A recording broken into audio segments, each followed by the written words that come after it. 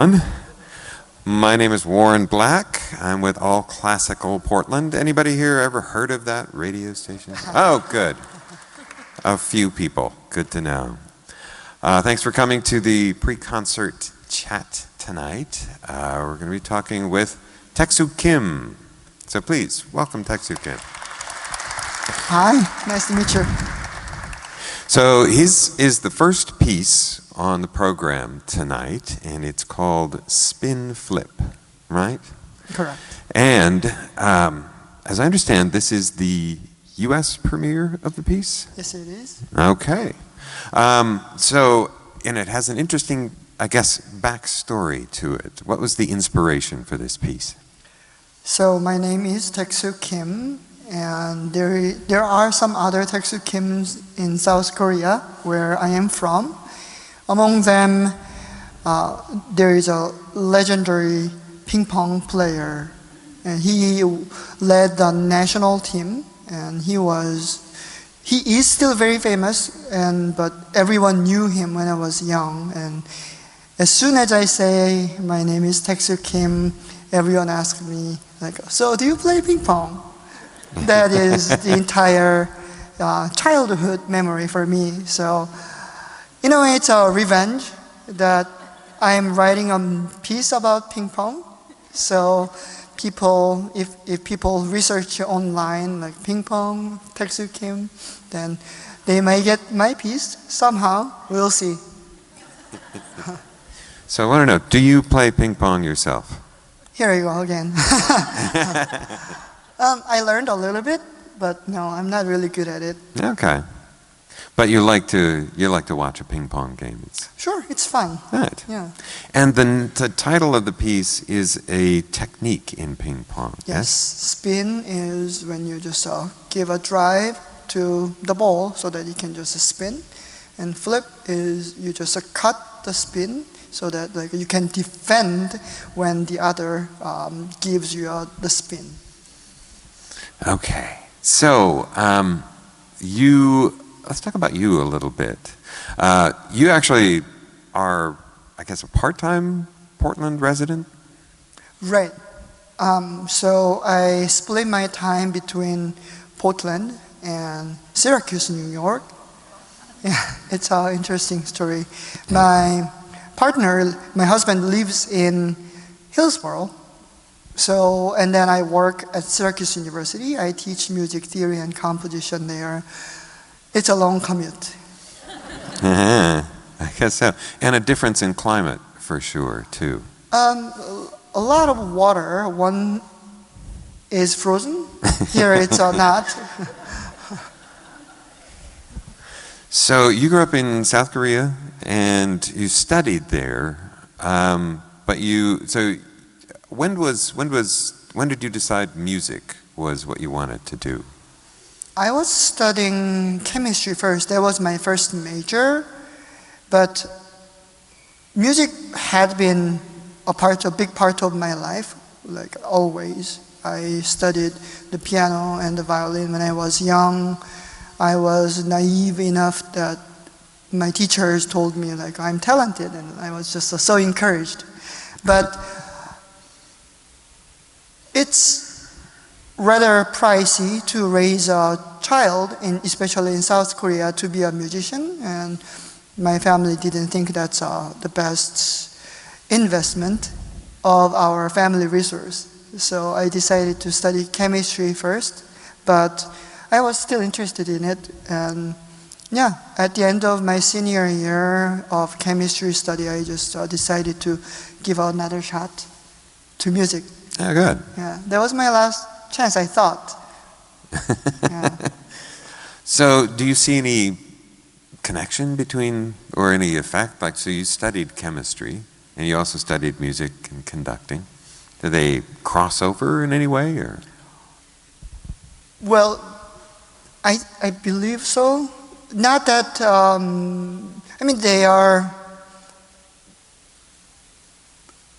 they are logical, both in their own ways. And the parallel I see is when I compose, I approach it like a Lego Legos, yeah. block. I mean, Just snap you have them together. right. Yeah. It's similar to chemistry because in chemistry you combine small stuff basically and you mix them to create something new. That's how I also understand music in a way because you combine different inspirations or styles and somehow it becomes something new. So in this piece, one thing that's also interesting to me is there's so many interesting pieces of percussion in this.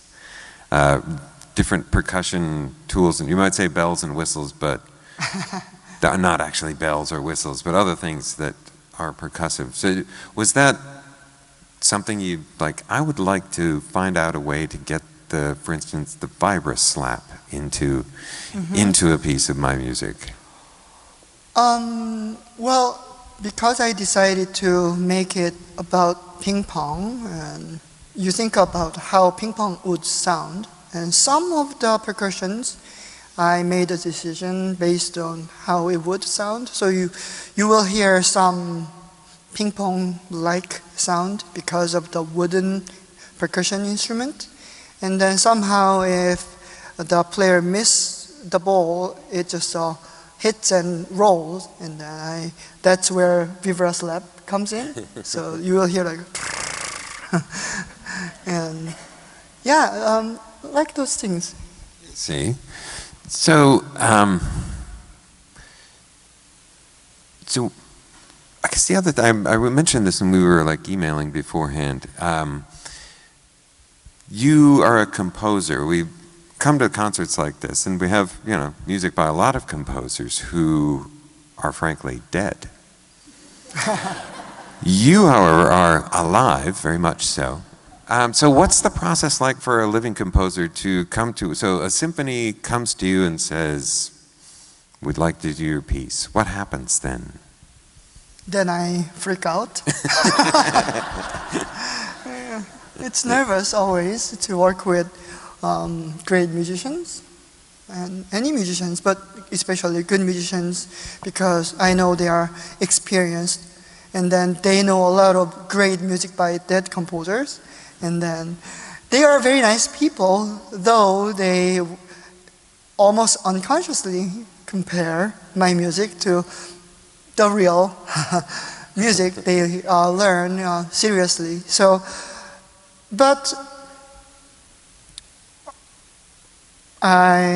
it's a great opportunity, so I should send my music. I revise if it's possible. If it's an existing music, I would probably revise because I want to do a best job to send my piece, and then I come to the rehearsal. I communicate with them. Many apologies with any mistake I might have made, but mostly it's a very enjoyable experience. Of course I think about my music. Usually it's much better when a real performer plays the music than from my head, and then that's a thrilling experience to me. Oh yeah, think about that, possibly, because I guess this piece like exists in your head for a long time before you hear it. So do you generally find that you want to do revisions after you hear like what it actually sounds like, or? Somehow so, yeah, because I'm alive, I learn every day. That's good, yes. Yeah, and this piece, for example, was written 5 years ago, and from the first performance, and within the 5 years, I grew, I hope, and I learned a little bit about what works better, especially with such a large group of musicians. So, I apply the knowledge I gain, and sometimes I just become whimsical. I feel like, okay, this doesn't work, and I just change things. And also I feel like I have to do something. Sometimes it's not really necessary, I think, but I would feel guilty if I don't change or if I don't spend enough time. So all those things are combined. Yeah. So you're also a professor of music, of composition? Composition and music theory. So how does this affect any way that you teach your students? I mean, what do you tell them about the actual experience? First of all, actually teaching makes me aware of what I actually teach. What I mean is, because I teach my student to do so, I have to do the same thing. Like for example, I emphasize to my students that it's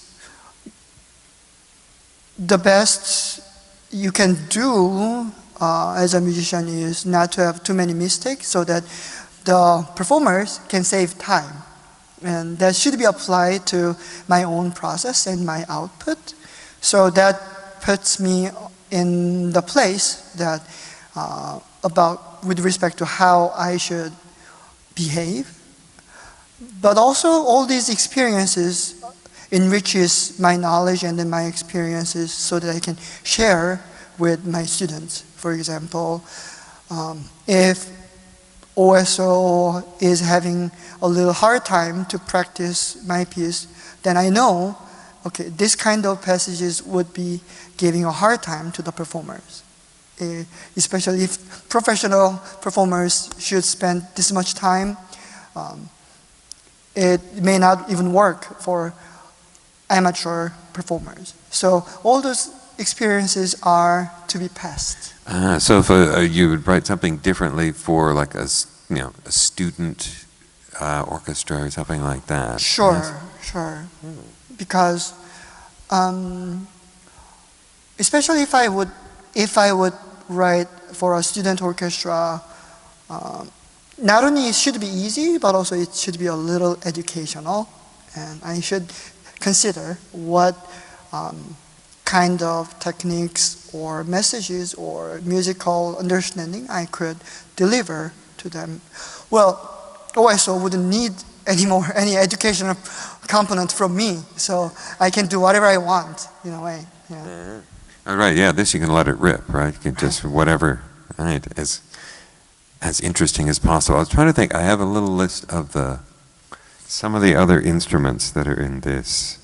So we'll be hearing timpani, castanets, flex tone, hi-hat, kick drum, log drum, snare drum.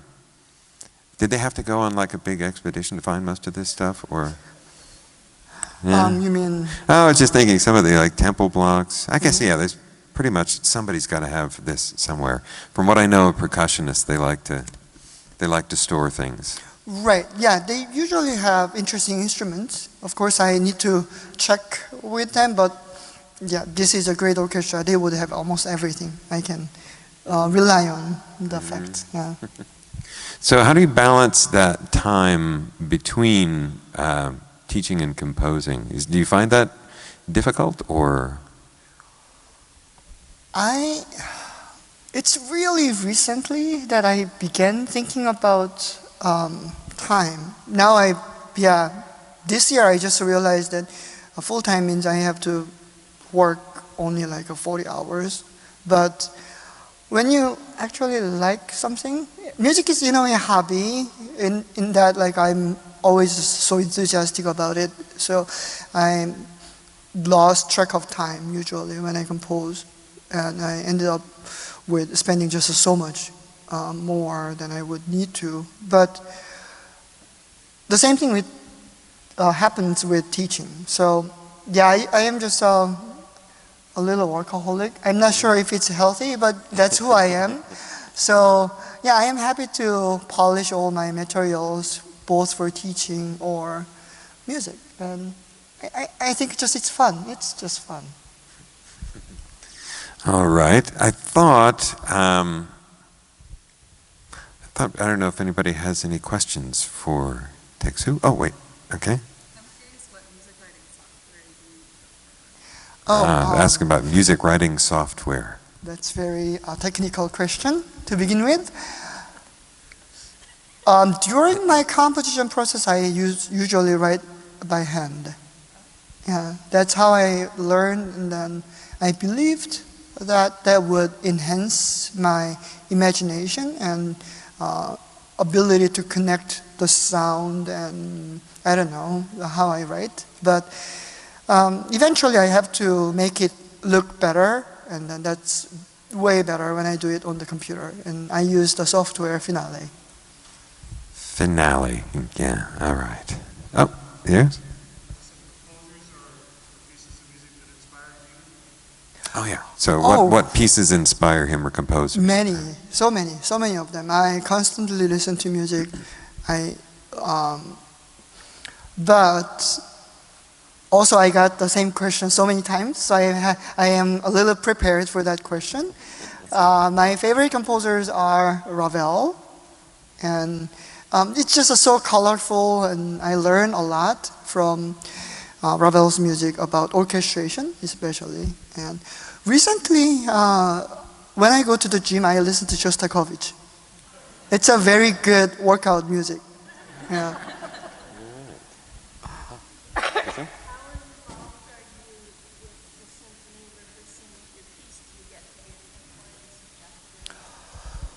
Yeah, I am usually here whenever possible for the rehearsal, and after the rehearsal they ask me if I have any comments. I usually do not have too many comments, but mostly if there is anything, it's about some expressions that I could have made it a little clearer, or dynamics, because it depends on the whole. And then even though there are general rules, still different performers have a different strength in different registers, so I have to make some fine tunes. Do you have like specific people or performers in mind sometimes for a piece like this? When I get commissioned for specific orchestra or specific ensemble musicians, yes, I do the research about who they are, and then how it would be like. It helps usually. In this case, when I wrote this piece, it was not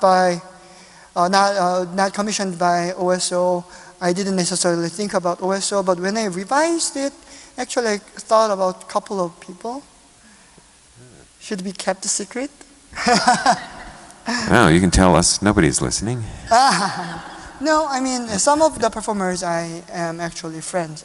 They are very good friends of me, so I thought about, and then I know their ability a little more in detail, so I sometimes try to give a little bit of solo moments to those people. Yeah. Yeah, OSO has some great percussionists, so I'm sure that could be inspiring all on its own, just to see what they're up to. Yeah. One here.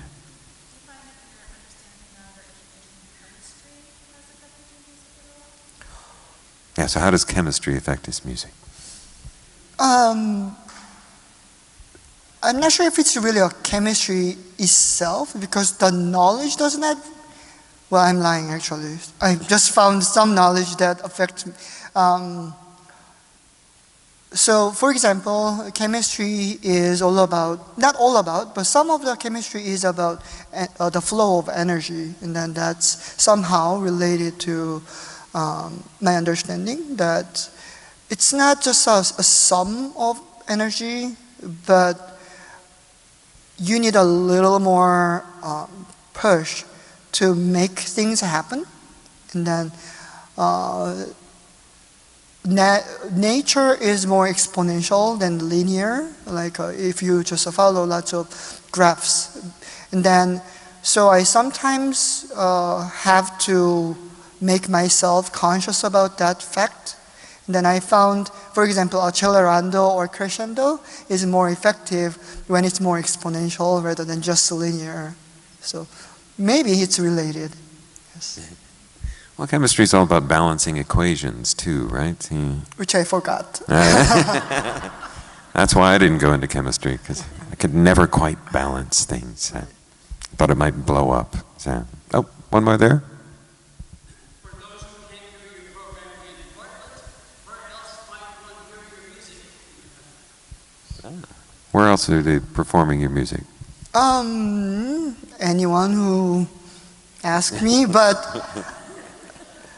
for example, after this, so right after this concerts, on Tuesday, the same piece is going to be performed by the New York Philharmonic. So, Nice. yeah, and also by San Diego Symphony in February. And is that like how you want me to answer the question? That does it? All right, yeah. So what are there other things that you can tell us that you're working on that might be not necessarily sports related or chess related or sandwich related? It's actually related to drinking. Ah, The good. next one All right. is That'll go well. I not think. just drinking, but binge drinking. So I got another commission from a city in South Korea, which is a harbor city, and they take their pride in binge drinking. So I wanted to make a little more, I don't know, personal connection to the people. Again, I think about who commissions the piece, and so, yeah, and with respect to the percussion, I will use some glasses and wine glasses or other glasses, and of course, yeah. Well, that fits in. And I think a binge drinking overture or whatever it is that could be popular in all sorts of parts of the world. There are lots of cultures that get into that. So, any other? Oh, one here. Does he like to write for a particular instrument? I am all about diversity and inclusiveness. So, no, but it's actually interesting because I have the chance to write for so many different instruments, I would take advantage of the possibilities. But because of that, I give a little more attention to so-called minor instruments. So harps, they do not have they do have a lot of repertoire, but it's interesting instrument to write for, and somehow there are more possibility to explore. And because of my husband is an organist, I feel like I should write more music for the organ, which hasn't been really materialized. Yes, sir? Oh, does he play an instrument? I learned how to play the piano and the violin when I was young, but I rather prefer to have my music performed by much better performers than I am. So I was wondering, in terms of like orchestral writing versus chamber writing, you have a feeling either way on that, or do you do? It's the same. It's the same that I try to enjoy. They are different for sure. Orchestra, you have to think more as a group, because if everyone does different things, it's headache for me to begin with, but also for the audience. But in chamber music, you can hear a lot more details from each instrument or performers. So I would definitely take a benefit of that fact. But orchestra, it's much more powerful. So I would use that like the big brass section. That's something that could not be easily done within a chamber music. I suppose, yeah, from just a standpoint of pure ego trip, to be able to write on a piece of paper and have that much sound then come out must be kind of satisfying as well. Is it a question? It was more of a statement. But if you would like to elaborate on that, that'd be great. Sure. Yes, it is. It's thrilling to listen to it, but as much as I enjoy the moment of a performance, I actually just enjoy the process of writing itself a lot. So, of course, I'm imagining how it would be, but just the fact that I'm writing is satisfying to me. Again, it's just fun. I don't know. I mean, just writing on notes, and then even sometimes making look better is fun for me. And yeah, when I say making it look, I enlarge the score like 4 times bigger in the screen, and I use just my mouse to move the fortissimo just 1 by 1 pixel, and then I feel satisfied. So I just enjoy every single process of music writing. Yeah. Any question for No. Texu? Oh, wait, one there.